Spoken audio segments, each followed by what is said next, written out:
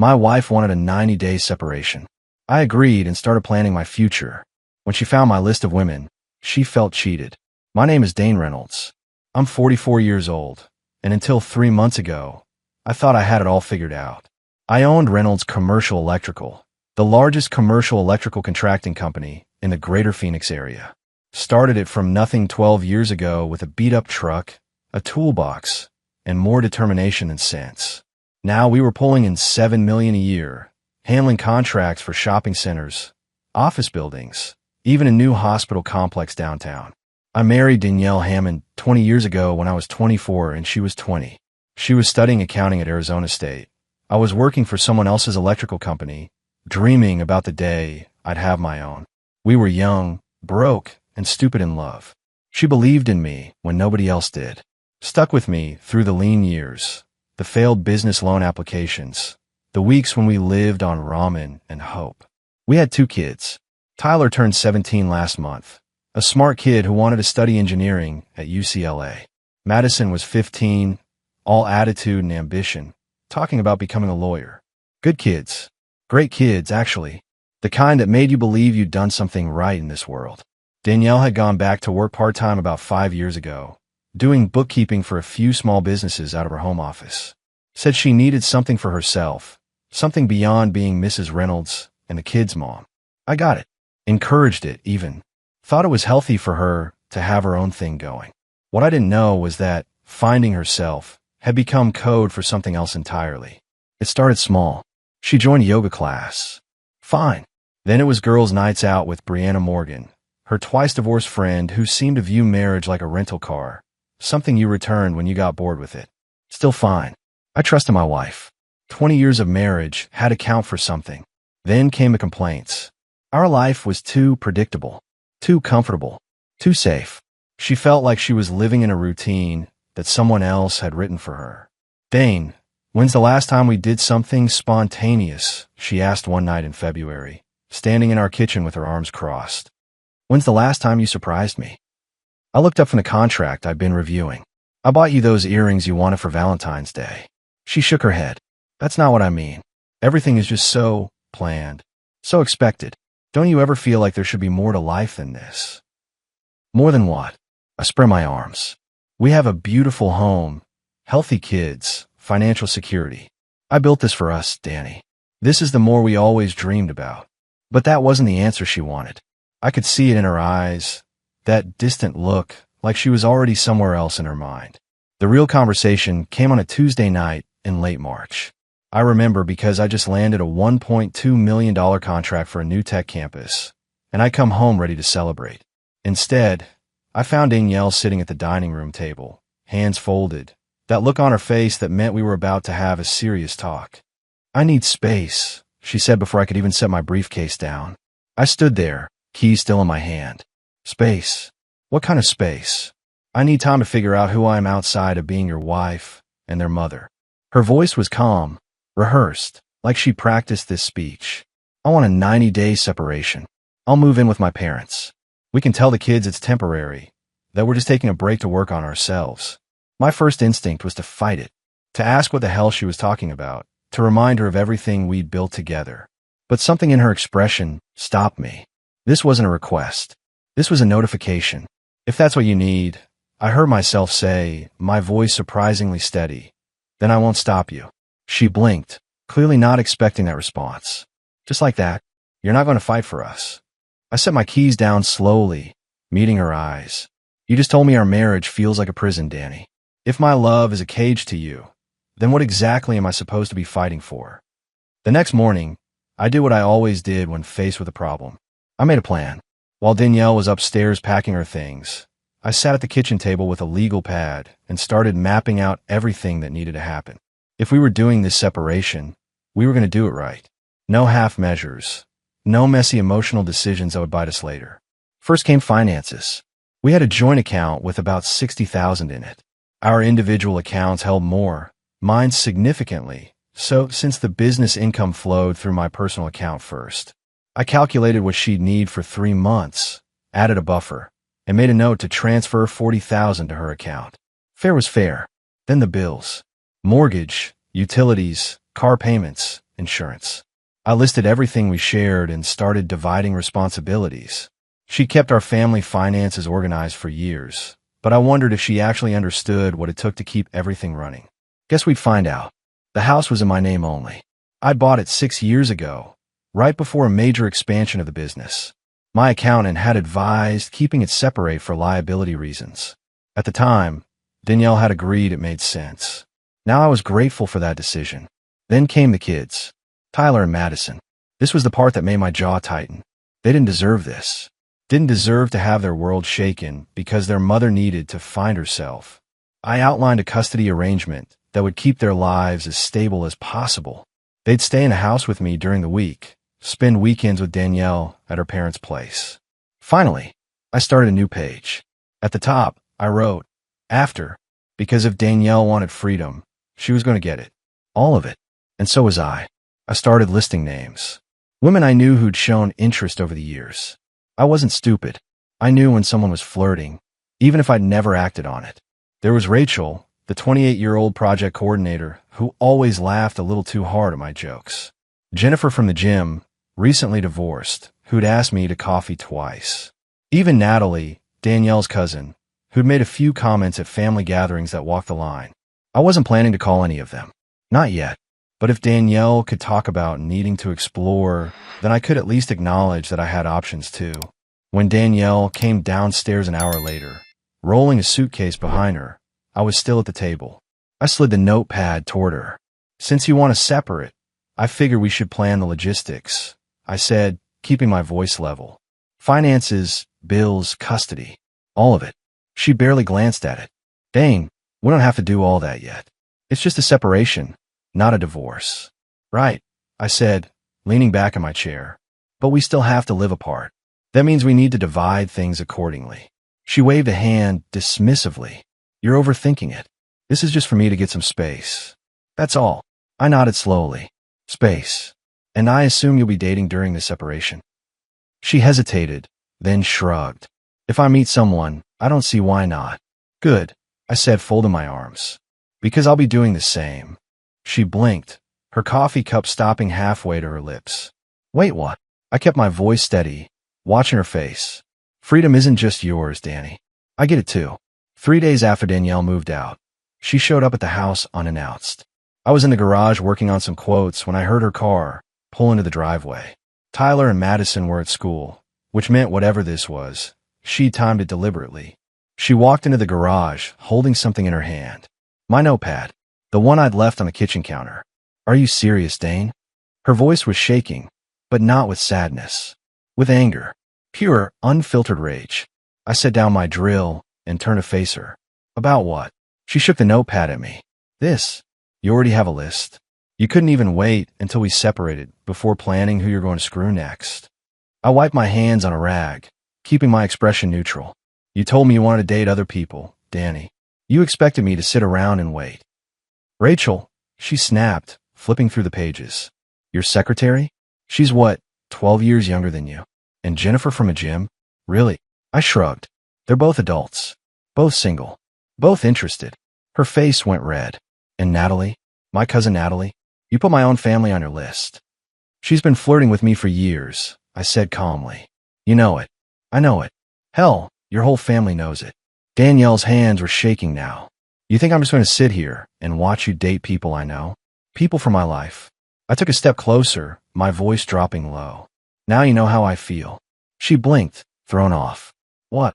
You wanted freedom, I said, my tone deliberate and controlled. You wanted to explore, to see what else is out there. But you expected me to stay right here, loyal, waiting like some pathetic fool for you to decide if I'm worth keeping. That's not happening, Danny. This is different, she protested, but her voice had lost some of its edge. Ow, I challenged. How is it different? Because you're a woman? Because you're the one who asked for the separation? You wanted this door open. Well, it swings both ways. She opened her mouth, then closed it, clearly searching for an argument that would stick. I didn't think you'd actually move on this fast. And I didn't think my wife of 20 years would suddenly decide she needed freedom from our marriage. I countered. Guess we're both full of surprises. I could see the wheels turning in her head. This wasn't the script she'd imagined. In her version, I was supposed to be devastated, maybe angry, Definitely not calm and planning my own future. You're doing this to hurt me, she finally said. I shook my head slowly. No, Danny. I'm doing this because I'm not going to be your backup plan. You wanted to see if there's something better out there? Fine. But don't expect me to guarantee you a soft place to land if you don't find it. She stood there for a long moment, the notepad still clutched in her hand. Finally, she threw at my chest. It bounced off and landed on the concrete floor. You know what? She said, her voice brittle. Maybe I was right. Maybe we do need this separation. Because the man I married would have fought for our marriage. I picked up the notepad and set it on my workbench. The man you married did fight for this marriage. For 20 years. Every day. Every late night. Every sacrifice. But you don't fight for someone who's already walking away, Danielle. You just let them go. She turned and walked toward her car. But before she got in, she looked back at me. This isn't over, Dane. Yeah, I said quietly. It is. You just don't know it yet. A week into the separation, something started nagging at me. Call it instinct, call it paranoia. But 20 years of running a business had taught me to trust my gut when numbers didn't feel right. I pulled up our bank statements on my laptop that evening after the kids had gone to bed. Our joint account showed the usual transactions. Groceries, gas, utilities. Nothing unusual. But then I checked the credit card statement, the one we use for larger purchases. There was a charge from 3 months ago. A hotel in Scottsdale. The Phoenician. One night, $467. I stared at the screen. We hadn't gone to any hotel in Scottsdale. I'd been in Tucson that weekend for a commercial job bid. Danielle had said she was staying home with the kids. My jaw tightened as I scrolled further. 2 weeks before that, another hotel charge. This one in Sedona. 2 nights, $812. I'd been in Las Vegas for a trade conference. She'd said she was taking the kids to her parents' place. But the kids had been at a basketball tournament that weekend. I remembered because Tyler had sent me photos. I opened another window and logged into our savings account. The balance was lower than I remembered. A lot lower. I pulled up the transaction history and felt my blood run cold. Over the past 6 months, there had been a series of transfers. Small at first. 2,000 here, 3,000 there. Then bigger. 10,000. 15,000. All going in an account I didn't recognize. I grabbed my phone and called my accountant, Jerry, even though it was past 9 at night. He answered on the 3rd ring. Jerry, I need you to trace some transactions for me, I said, reading off the account numbers. He was quiet for a moment. Dang, that's going to take some time. Can this wait until morning? No, I said flatly. It can't. 2 hours later, Jerry called me back. The account belongs to Brianna Morgan. You know her. Brianna, Danielle's twice-divorced friend. The one who'd been pushing this whole separation idea. Yeah, I said, my voice tight. I know her. There's more, Jerry continued. The transfers total about $162,000 over the past 8 months. I sat down hard in my office chair. $162,000. Gone. Moved to Brianna's account without my knowledge, without my signature. Dane. Jerry's voice came through the phone. You still there? Yeah, I managed. Can you freeze our joint accounts? All of them. Right now. That'll take until morning, but I can start the paperwork. Do it, I said. And Jerry? I'm going to need a good divorce attorney. The best you know. After I hung up, I sat there in the dark, the glow of my laptop screen the only light in the room. Danielle hadn't just wanted freedom. She'd been planning this. For months. Maybe longer. And she'd stolen over $160,000 to fund whatever life she'd been building behind my back. I opened a new browser tab and started searching for private investigators in Phoenix. If she'd been hiding money, what else had she been hiding? I hired Derek Foster, the best private investigator in Phoenix. Cost me $5,000 up front, but if Danielle had been hiding $162,000, I needed to know what else she'd been hiding. Derek called me 4 days later. Mr. Reynolds, we need to meet. In person. We met at a coffee shop in Scottsdale, far from anyone who might know me. Derek slid a manila folder across the table. Inside were photos. Lots of them. Danielle and a man I didn't recognize. Outside a restaurant. Getting into his car. Walking into a hotel. The timestamps went back 7 months. His name is Aaron Carlson, Derek said, tapping one of the photos. 37 years old. He's a business consultant. Works with small companies, helps them optimize operations, that kind of thing. I stared at the photo. He was younger than me. Fit. Wearing an expensive suit. How long? Based on what I could track, at least 8 months. Maybe longer. Derek pulled out another document. Here's where it gets interesting. Aaron Carlson also does consulting work for Henderson Construction. My head snapped up. Henderson Construction was my biggest competitor in the Phoenix area. We've been underbidding each other for contracts for years. You're telling me my wife's boyfriend works for my competition? Derek nodded. And according to my source, Henderson has been landing contracts they shouldn't have known about. Bids that came in just under yours. Specifications they shouldn't have had access to. The pieces clicked into place. All those nights Danielle had sat with me while I worked on proposals. All those conversations about upcoming jobs, about bidding strategies, about which projects I was most excited about. I thought she was just being supportive, interested in my work. She'd been feeding information to her lover, who'd been passing it to my competitor. There's one more thing, Derek said quietly. He pulled out another photo. This one showed Danielle from the side, wearing a loose dress, her hand resting on what looked like a small bump. When was this taken? I asked, my voice tight. 3 weeks ago, Mr. Reynolds. I can't be certain from a photograph, but based on her appearance and the clothes she's been wearing in recent surveillance, I believe your wife may be pregnant. The coffee in my stomach turned to acid. How far along? If I had to guess, for maybe 5 months. But that's just an estimate. I did the math in my head. For 5 months ago, Danielle and I had barely been intimate. Maybe once, possibly twice. We'd both been busy, stressed. I thought it was just a rough patch. But 4 to 5 months ago, based on Derek's timeline, she'd been deep into her affair with Aaron. I closed the folder and pushed it back across the table. I need you to find out everything about Aaron Carlson. Everything. Where he works, where he lives, his financial situation. And I need to know if he's married, if he has kids, if there's anyone in his life who should know what he's been doing. Already on it, Derek said. I'll have a full report by end of week. After Derek left, I sat in my truck in the parking lot, gripping the steering wheel. 1,000 thoughts raced through my mind, but one kept pushing to the front. If Danielle was pregnant with Aaron's child, that meant she'd planned this separation not to find herself, but to hide the pregnancy from me, to give birth away from my house, away from questions, away from the truth. And then what? Come back and pretend everything was fine? Tell me she'd had a miscarriage during the separation? Or just disappear entirely with Aaron and start a new life? I pulled out my phone and called my attorney, Robert Chandler, the best divorce lawyer in Phoenix that Jerry had recommended. Robert, it's Dane Reynolds. We need to accelerate everything. File the papers. I want her served immediately. Are you sure? Robert asked. Once we file, there's no going back. I'm sure, I said. And Robert, I'm going to need to file for full custody of Tyler and Madison. Whatever it takes.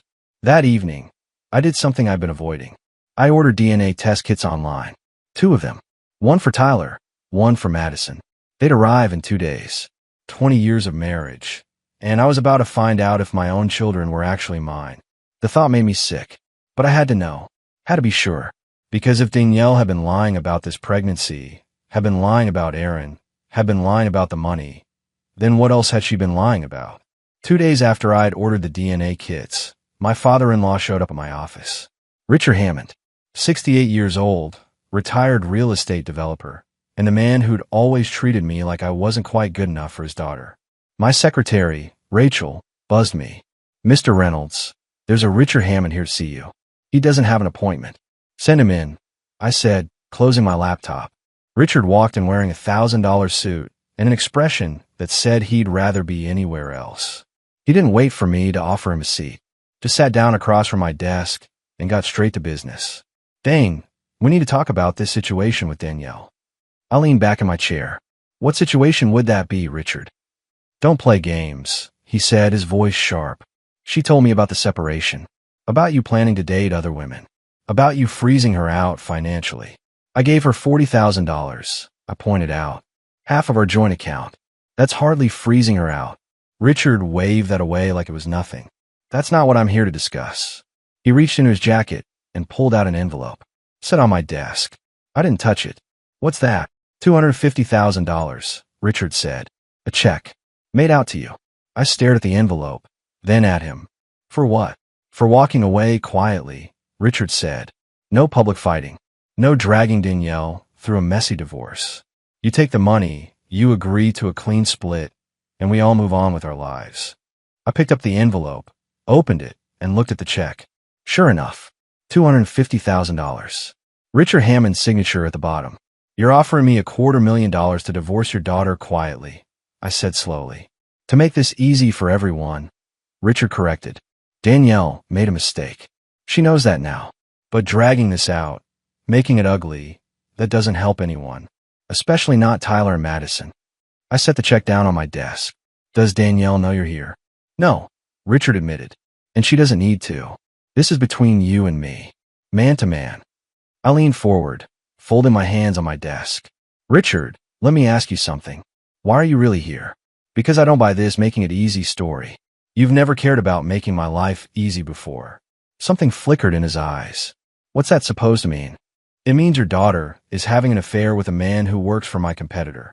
It means she's been stealing money from our accounts and hiding it. It means she's pregnant with another man's child. And now you're here, trying to pay me off. I tilted my head. So I'll ask again. Why are you really here? Richard's jaw tightened. You don't know what you're talking about. Don't I? I stood up, walking around my desk. See, I've been doing some digging, Richard. And I'm starting to wonder if maybe you know more about Danielle's activities than you're letting on. Maybe you even encourage them. That's absurd, Richard said, but his voice had lost some of its conviction. Is it? I picked up the check and held it up. Because this feels less like a generous offer and more like hush money. Like you're trying to make sure I don't start asking too many questions about how long this has been going on, or who else might have known about it. Richard stood up, his face red. You're making wild accusations, Dane. Then prove me wrong, I said, tearing the check in half. Tell me you had nothing to do with your daughter's affair. Tell me you didn't know she was stealing money. Tell me you weren't helping her hide a pregnancy. He said nothing, just stared at the torn check in my hands. That's what I thought, I said quietly. You can show yourself out, Richard, and you can tell Danielle that I'll see her in court. After he left, I sat back down at my desk and pulled out my phone. I took a photo of the torn check and sent it to my attorney with a message. Father-in-law, just try to bribe me. Document everything. Then I opened my drawer and pulled out the DNA test kits that had arrived that morning. Tonight, after dinner, I'd talk to Tyler and Madison. This was going to hurt them, but they deserve the truth. Whatever that truth turned out to be. Derek Foster called me the next morning with information that made everything click into place.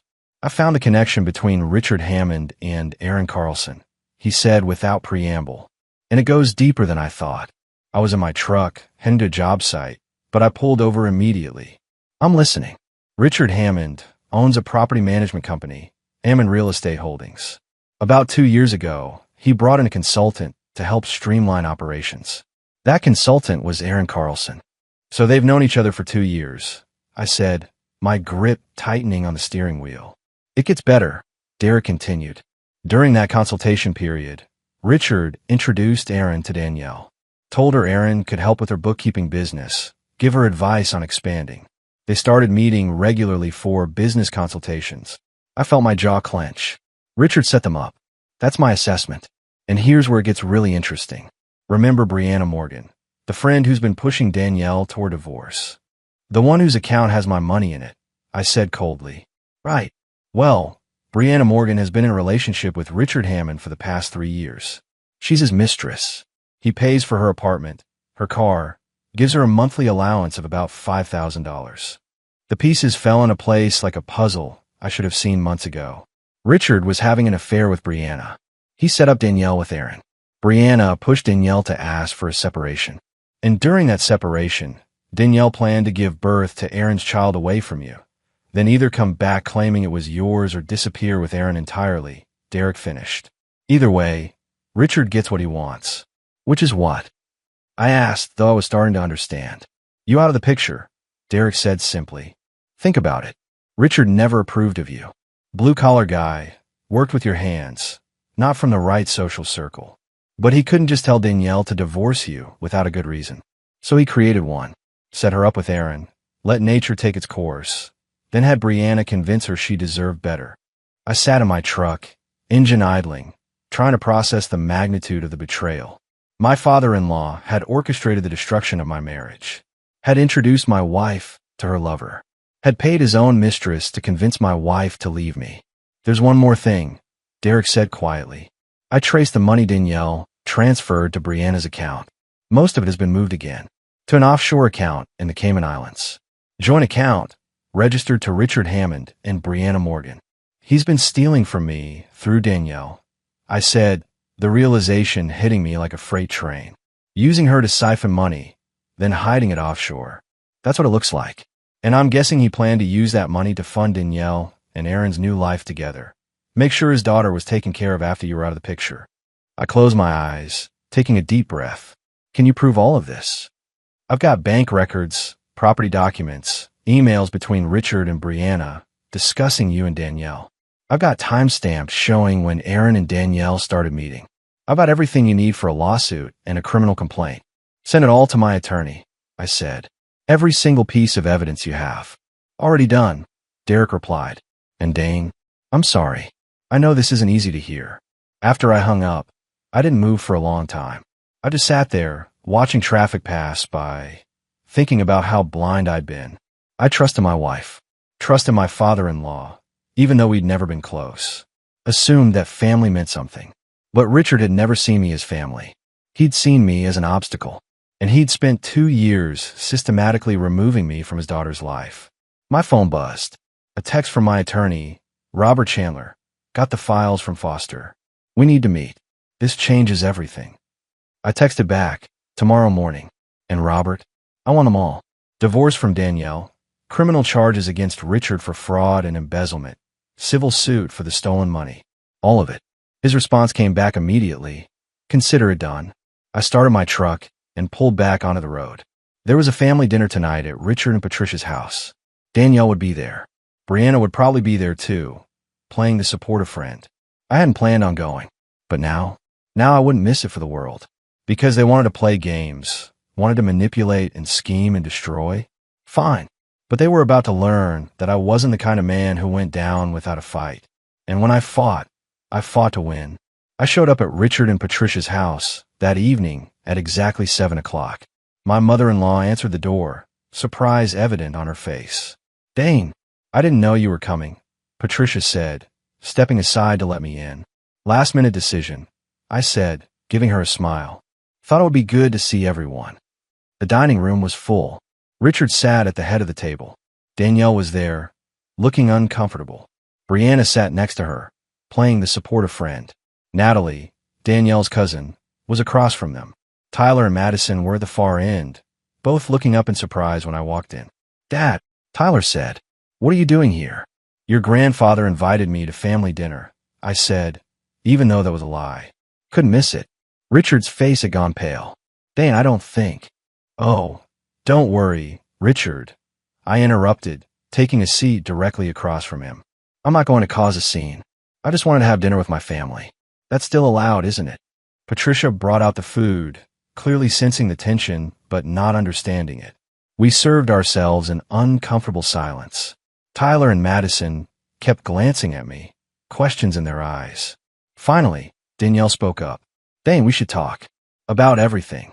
Sure, I said pleasantly. What do you want to talk about? The separation? Your relationship with Aaron? Or maybe the $162,000 you stole from our accounts? Patricia dropped her serving spoon. The clatter echoed in the suddenly silent room. What are you talking about? Danielle said, her voice shaking. I pulled out my phone and set on the table. I'm talking about the money you transferred to Brianna's account over the past 8 months. The money that's now sitting in an offshore account in the Cayman Islands. Registered to Richard and Brianna. Patricia turned to her husband. Richard? What is he talking about? Richard's face had gone from pale to red. Dane, you have no idea. No idea about what? I interrupted. About how you introduced my wife to her lover 2 years ago. About how you've been having an affair with Brianna for 3 years. About how you orchestrated this whole separation so you could get me out of the picture. Natalie gasped. Uncle Richard, is that true? It's not what you think, Richard stammered. I turned to Danielle. And you're pregnant, aren't you? About 5 months along. Aaron's baby. Patricia's hand went to her mouth. Madison started crying. Tyler just stared at his mother, betrayal written all over his face. Danielle started, but no other words came. You what? I asked, my voice still calm, still controlled. You were going to give birth during the separation and pretend it never happened? Hand the baby over to Aaron? Or were you just planning to tell me it was mine? Brianna stood up. Danielle, we should go. Sit down, Brianna, I said sharply. You're not going anywhere. Not until everyone here knows exactly what you did. How you convinced my wife to destroy our marriage while you were sleeping with her father. How you helped steal my money so you and Richard could run off together. Patricia turned to her husband, her voice breaking. Richard, tell me this isn't true. Tell me you didn't do this to our daughter. To Dane. To this family. Richard said nothing. Just sat there, his hands gripping the edge of the table. I stood up, looking down at all of them. I filed for divorce this morning. Full custody of Tyler and Madison. I also filed criminal charges against Richard for embezzlement and fraud. And I'm filing a civil suit to recover every dollar that was stolen, plus damages. I turned to Danielle.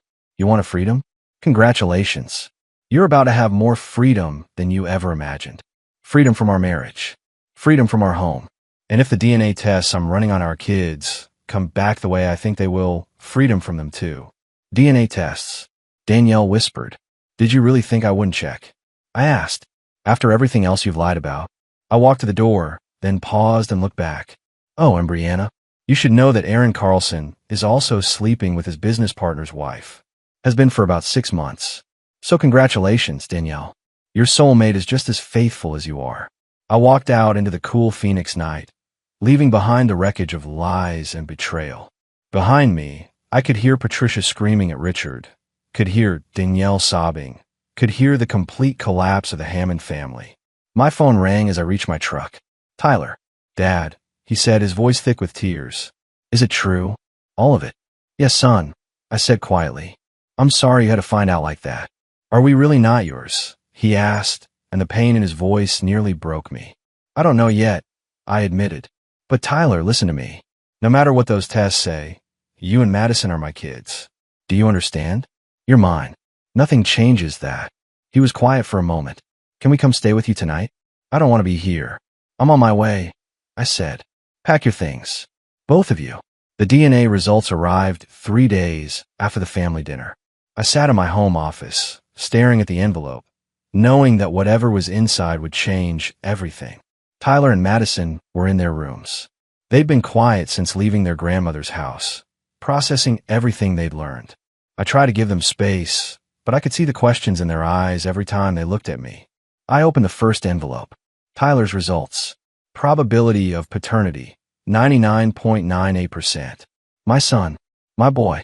I closed my eyes, relief washing over me like a wave. Whatever else Danielle had done, Tyler was mine. I opened the second envelope with shaking hands. Madison's results. Probability of paternity, 0%. The paper slipped from my fingers and landed on my desk. I stared at it, reading the words over and over, hoping they'd somehow change. Madison wasn't mine. The daughter I'd raised for 15 years. The girl who'd call me daddy, who I'd taught to ride a bike, who'd fallen asleep on my shoulder during long car rides. She wasn't biologically mine. I heard footsteps in the hallway. Madison appeared in my doorway, her eyes red from crying. Dad, can we talk? I quickly gathered the papers, but she'd already seen them. Her face went pale. Those are the DNA tests, aren't they? She asked quietly. There was no point in lying. Yes, sweetheart. They are. She walked into my office and sat down across from me. Am I yours? I looked at my daughter, this brave, brilliant 15-year-old who'd been caught in the middle of her mother's lies. And I knew exactly what I needed to say. Yes, I said firmly. You are mine. You've always been mine. You always will be. But the test. The test tells me about genetics. I interrupted. It doesn't tell me about the girl I've raised. It doesn't tell me about the first time you called me daddy, or the way you used to make me breakfast in bed on Father's Day, or how you'd come to me when you had nightmares. Biology doesn't make you my daughter, Madison. Love does. And I love you more than anything in this world. Tears streamed down her face. Does Tyler know? Not yet, I admitted. But it doesn't matter. You're brother and sister. You're my kids. Nothing changes that. She stood up and walked around the desk, throwing her arms around me. I held her tight, this girl who was mine in every way that mattered. I don't want to see her, Madison said, her voice muffled against my shoulder. Mom, I don't want to see her ever again. You don't have to, I promised. Not until you're ready. If you're ever ready. That evening, I called both kids into the living room. Tyler sat on the couch, looking wary. Madison sat next to him. I got the DNA results back, I said, deciding to be direct. Tyler, you're mine biologically. Madison, you're not. Madison grabbed her brother's hand. Tyler stared at me, processing. So Madison and I are only half siblings? He asked. You're full siblings in every way that counts, I said. You grew up together. You're family. That doesn't change. Tyler looked at his sister. You're still my annoying little sister. And you're still my idiot big brother. Madison shot back, a small smile breaking through her tears. And you're both still my kids, I added. Nothing about that changes. Not now, not ever. Tyler stood up and walked over to me. What about Mom? What's going to happen to her? She's going to face the consequences of what she did, I said honestly. The divorce will go through. She'll likely lose custody. Your grandfather is facing criminal charges. It's going to get messy. Good, Madison said bitterly. Hey, I said gently. I know you're angry. You have every right to be. But she's still your mother.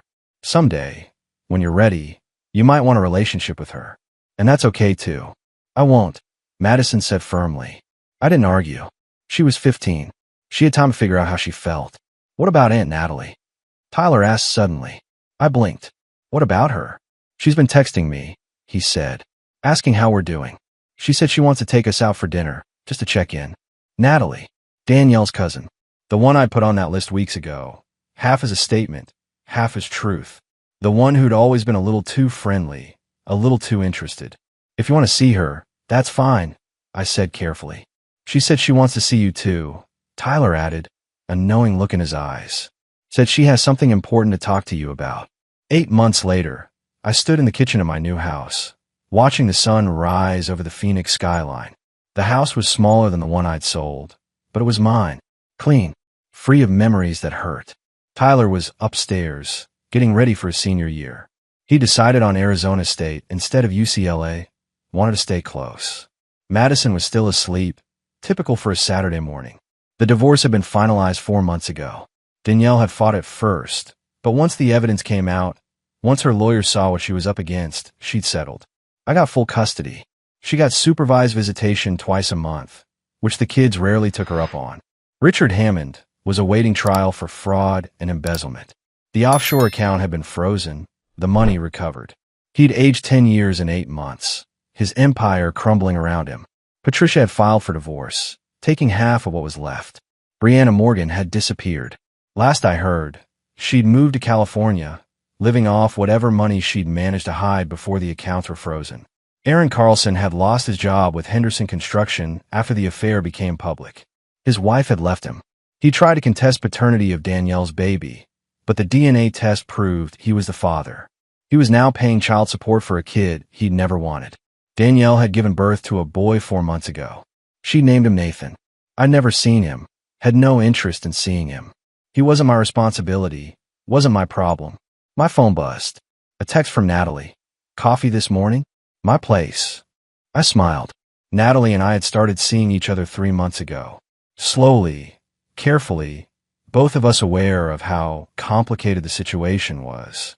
She was 36, divorced, no kids. She worked as a graphic designer, had her own place in Tempe. The family had been divided over it. Some thought it was too soon, too weird. Others, like Patricia, had actually been supportive. If anyone deserves happiness after what my daughter did, it's you, she told me. Tyler and Madison liked her. That was what mattered most. I texted back, see you in an hour.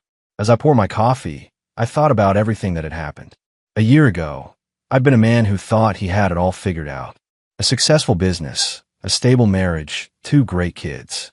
Now I was divorced, my father-in-law was facing prison, and one of my kids wasn't biologically mine. But somehow, I was happier than I'd been in years. Because I'd learned something through all of this. I'd learned that you can't build a life with someone who doesn't want to be there.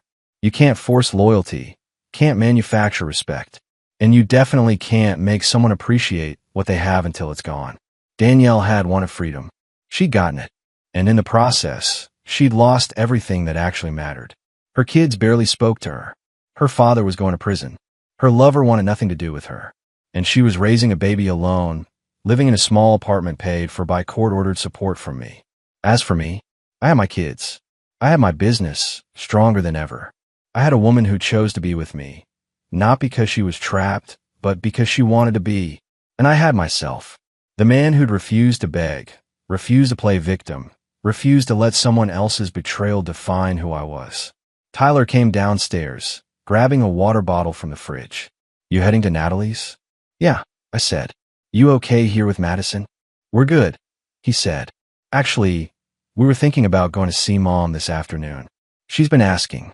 I felt a small stab of something. Not jealousy exactly. Maybe just sadness that this was what things had become. If that's what you want, I said. It's not about wanting, Tyler said, sounding older than 17. It's about doing the right thing. She's still our mom, even if she messed up. I pulled my son into a hug. You're a better man than me, kid. Learn from the best, he said. As I drove to Natalie's place, I thought about the future, about the possibility of building something new with someone who saw me, really saw me, about watching my kids grow into good people despite everything they'd been through. My phone rang, a number I didn't recognize. I almost didn't answer, but something made me pick up. Mr. Reynolds? A woman's voice, professional. This is Amanda Reyes, Aaron Carlson's former fiancée. I need to talk to you about something important. About your ex-wife and Aaron. About what they did. Can we meet? I pulled over to the side of the road. What do you know? Everything, she said. And I think you need to hear it. Because what they did to you, they did to me too. And I think together, we can make sure they never do it to anyone else. I sat there for a moment, then made a decision. Text me a time and place. I'll be there. Because some stories don't end when the divorce is final. Sometimes they're just beginning.